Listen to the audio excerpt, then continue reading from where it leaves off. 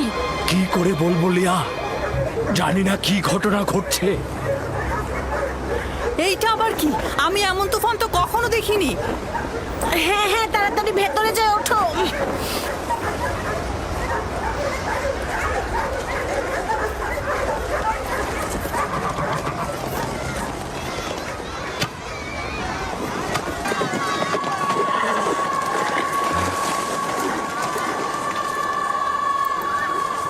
শুনেছ? কিসের কথা বলছেন? মনে হচ্ছে বাতাস আত্মচিৎকার করে বলছে আব্বাজান।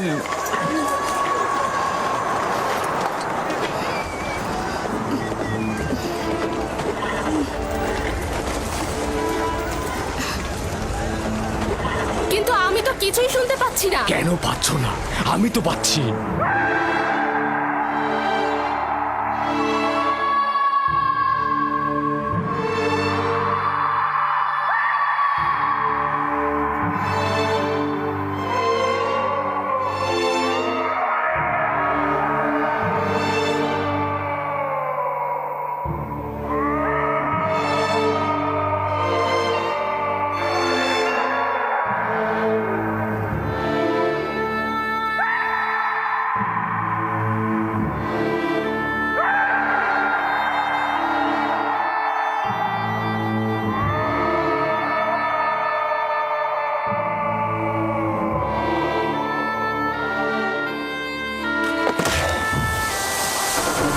আব্বাজান, আম্মাজান, ইউসুফ, তোমরা কোথায়? কি হয়েছে দিনহে? আব্বাজান, আম্মাজান কোথায়? ক্যানানের বাইরে গিয়েছে ইউসুফকে বিদায় জানাতে।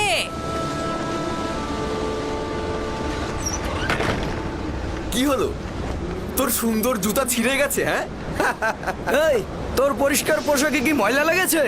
তোমরা কি করছো? ওর কালো চুলের সিঁথি তো এলোমেলো হয়ে গেছে। এখনো কি চাস আমাদের উপর নেতৃত্ব দিতে? আরে আম্মাজান রাহেলের এতিম বাচ্চা, দেখো, ভালো করে দেখো। ভালো করে দেখ তোর সেজদাকারীদের। স্বপ্ন দেখেছিলি না? এখন কে সেজদায় গিয়েছে? তুই না আমরা?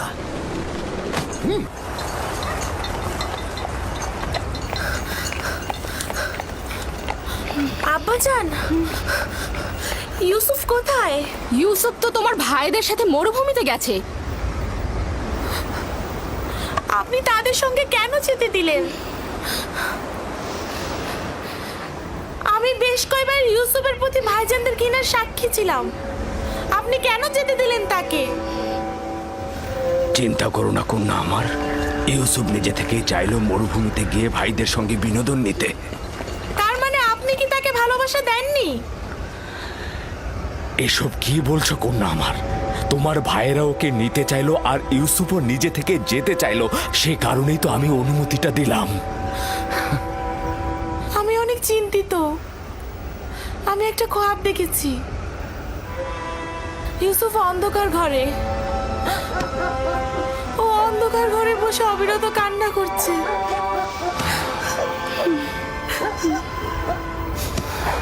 আমি সন্তানদের প্রতি বিশ্বাস রাখছি, তারা নিশ্চয়ই ইউসুফকে সহি সালামতে বাড়ি ফিরিয়ে আনবে। কিন্তু আমার যেন কেমন লাগছে। এখন কে মাটিতে পড়েছে?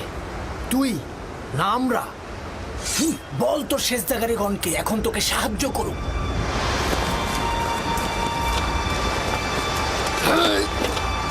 ছেড়ে দে লবি, আমাকে ছেড়ে দে বলছি লবি। আমি ওকে ওর মা রাহেলার কাছে পাঠাবো। কি করছো এটা? আমাদের সিদ্ধান্ত তো এমন ছিল না। আর ওই সমঝোতা তো তোর মুখ বন্ধ করার জন্য ছিল। কিন্তু আমি এটা হতে দেব না, কারণ তোমরা বলেছিলে অন্য পথ খুঁজে বের করবে। ওকে ছেড়ে দে লাবি, ওর কাজ ওকে সম্পূর্ণ করতে দে, ওকে ছেড়ে দে। তাহলে উত্তম হবে আগে আমাকে হত্যা করা, আর যদি বেঁচে থাকি তবে আব্বাজানকে কথা বলবোই। সাবধান ইয়াহুদা, ইউসুফকে ছেড়ে দাও, না হলে তোমাকে আগে মরতে হবে। নিজেদের মধ্যে রেষারেষি বন্ধ করো।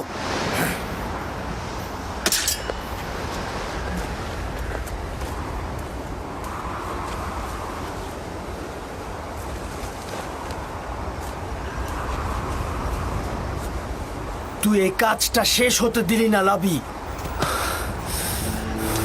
একদিনের জন্য অনুতপ্ত হবি। জানি যে খোদা তাআলা আমাদের কখনোই ক্ষমা করবে না। ওদের হয়ে আমি তোমার কাছে ক্ষমা চাইছি। তুমি আমাকে ক্ষমা করো, খোদার কসম বলছি আমি স্বপ্নেও ভাবিনি যে ওরা এমনটা করবে।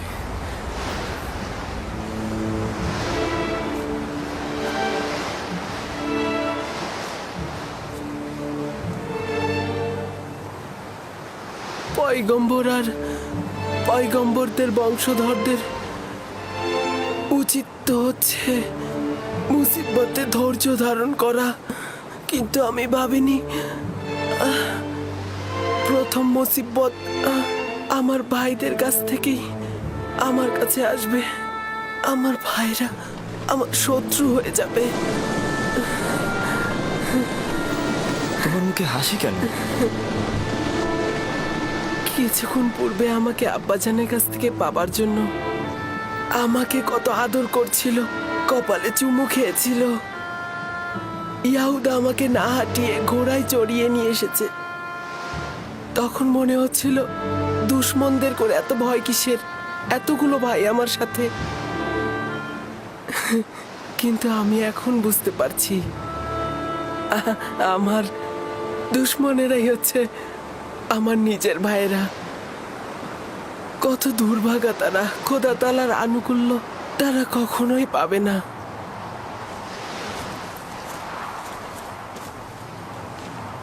লাবি, ওর সঙ্গে কি করছো? বুঝতেই পারছো, আব্বাজানের কাছে ওকে আমি নিয়ে যাব। জেগে জেগে খোয়াব দেখছো?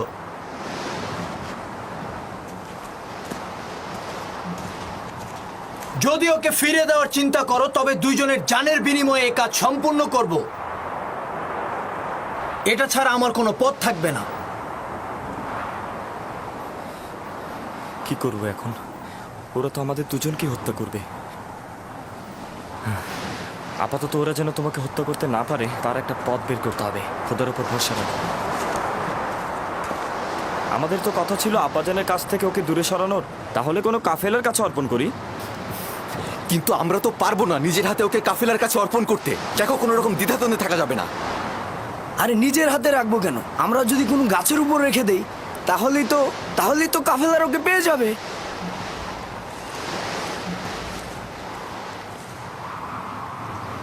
উত্তম হবে ওকে কোনো কূপের মধ্যে লুকিয়ে রাখা। এতে করে কাফেলাগণ পানি উত্তোলনের সময় ওকে খুঁজে পাবে আর নিজেদের সাথে নিয়ে যাবে। এইটা কিন্তু ভালো বুদ্ধি। এখান থেকে খুব কাছেই একটা কূপ রয়েছে। এই যাদের বাণিজ্যিক কাফেলারা সেই পথ দিয়ে অতিক্রম করে, আর সেই কূপে আমরা যদি ওকে রেখে দিই তাহলে ওরা ওকে পেয়ে যাবে। হ্যাঁ, খুবই ভালো, চলো যাই। দল, নাপতালি, তোমরা ভেড়াগুলোকে দেখাশোনা করো।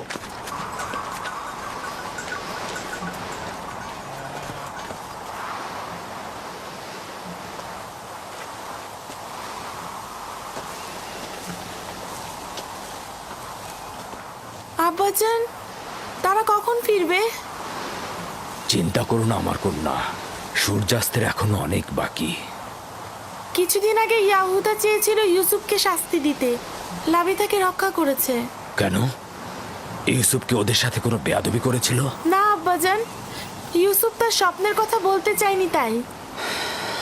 আমি তাকে বলতে নিষেধ করেছিলাম।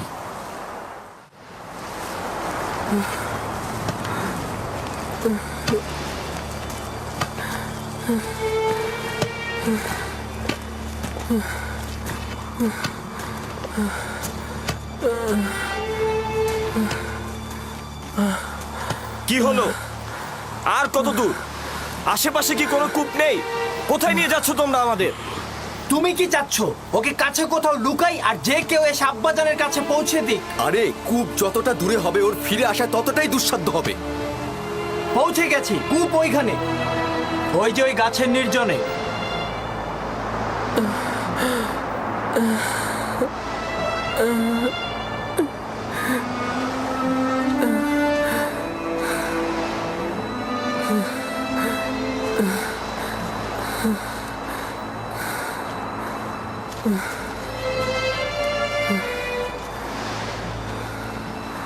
ওই কূপের পানি তো লবণাক্ত, আর তুমি সেটা ভালো করেই জানো। এইটা তো আরো ভালো। কাফেলাগণ ওই কূপের কাছে কখনোই যায় না, তুমি সেটা ভালো করেই জানো। আস্তে কথা বলো, আমি জেনে শুনেই এখানে এসেছি। কিন্তু এর মানে ওকে তো হত্যা করা হচ্ছে।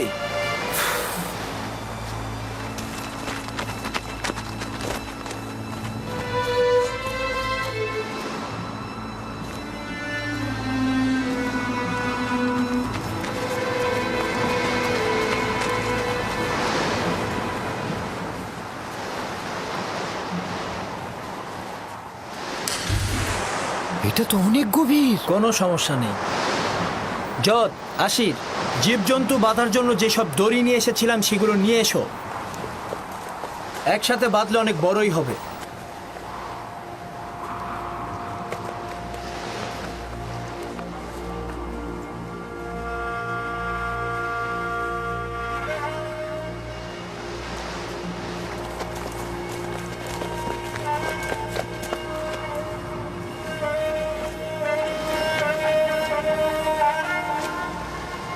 ইয়াহুদা, এই কূপের পানি লবণাক্ত। কোন কাফেলা এই কূপ থেকে পানি উত্তোলন করে না। খুব বিপদে না পড়লে কেউ এখানে আসবে না। দেখো, আমি নিশ্চিত এই কূপে সে তৃষ্ণায় মারা পড়বে। চুপ, আমি নিজেও জানি, বেহুদা আমি এখানে আসিনি। আপাতত পথ এটাই, হয় সে বাঁচবে নয়তো সে মরবে। হ্যাঁ,